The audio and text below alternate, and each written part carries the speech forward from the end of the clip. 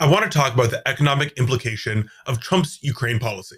On Friday, February 28th, 2025, Ukrainian President Volodymyr Zelensky was invited to the White House to discuss how the invasion of Ukraine should end. Zelensky's goal was to show that a ceasefire deal with Russia without US security assurances is meaningless. After all, since invading Ukraine, Putin has broken 25 ceasefire deals. Trump, ignoring Zelensky's concerns, presents his minerals deal. It establishes zero security for the next time Putin wants some more living space. It would also require Zelensky to abandon the 3.5 million Ukrainians and 20% of their total country, which is currently under Russian occupation. And for all those concessions, Ukraine now gets to pay the United States government 50% of future natural resource revenue in restitution. It started out with Ukraine instead paying the US $500 billion in restitution, $385 billion more than the $115 billion we provided, and nearly 3 times their GDP. This deal would be like the US giving up Texas, Montana, Colorado, New Mexico, Arizona, and Nevada to an invading force so a different country could extract our natural resources. Continuing to extract wealth from a country that had just been invaded is not how economic recoveries happen. But this minerals deal isn't just bad for Ukraine. It's not just bad for Europe, it's bad for the United States and our economy. Their land is already useful to us as farmland.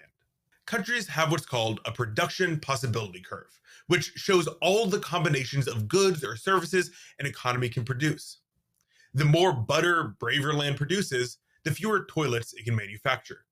When Ukraine used their resources for, let's say, wheat, they would cultivate large swaths of their land into a money-making machine, growing plant-based gold year after year. Of course, if they're using their land for crops, they can't use it to produce oil. So we shift up on the PPC. More wheat, less oil. If they instead got invaded and were forced by another country to tear up that land to build oil refineries, the wheat supply would plummet. Because the land is better equipped as farmland than oil dredging fields, oil supply would only increase slightly. This is what Trump isn't telling you. Ukraine doesn't have the natural resources to produce oil and wheat equally well. They have a comparative advantage in wheat.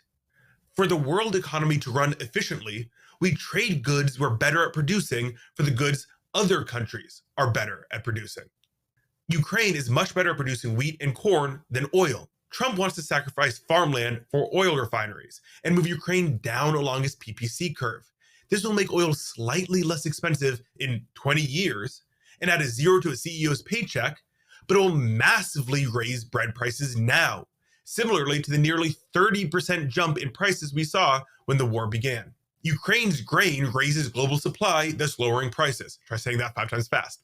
Trump's intervention will lead to our trading partners like France and Germany, who trade with Ukraine, to suffer inflation, meaning goods besides wheat that the US can't produce efficiently will become even more expensive.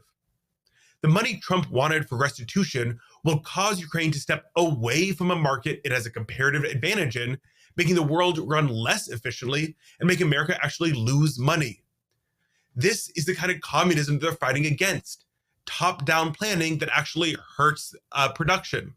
But now, rather than just $500 billion up front, Trump wants 50% of the revenue not profit, of all Ukrainian government-owned natural resource assets, including mineral deposits, oil, natural gas, and other relevant infrastructure. This is actually a step in the right direction, as these projects will come from US investment, and supposedly profits will be reinvested in Ukraine. Trump also argues that because we'll own factories in Ukraine, we'll have incentive to defend Ukraine in the future. But there's 3 problems with this investment plan. 1, all the points I made before.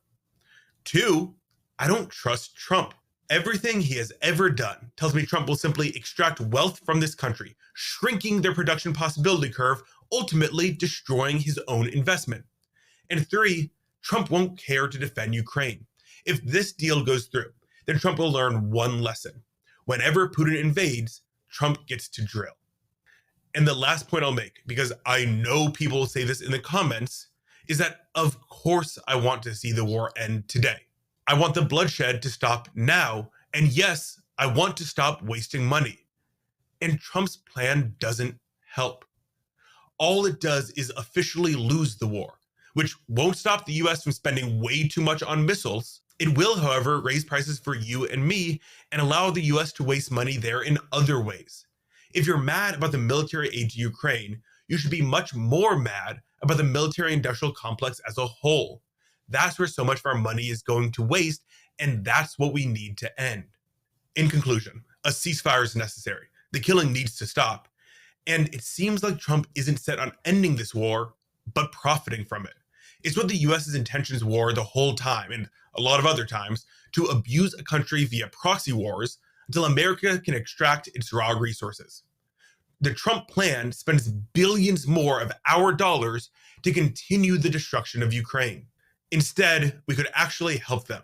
Ukraine's economy is still functioning even with much of the infrastructure gone. Their GDP has even bounced back considerably since the start of the war, which is a sign of success for the financial aid many countries have been giving. What would be best for Ukraine now is also what would be best for the US.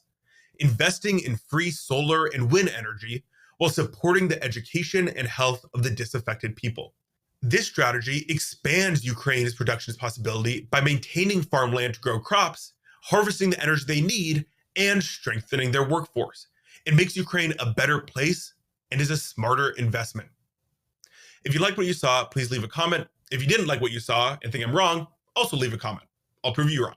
And if you want to see more of this macroeconomic breakdown of current affairs, let me know by hitting the like and subscribe buttons. Thank you for watching.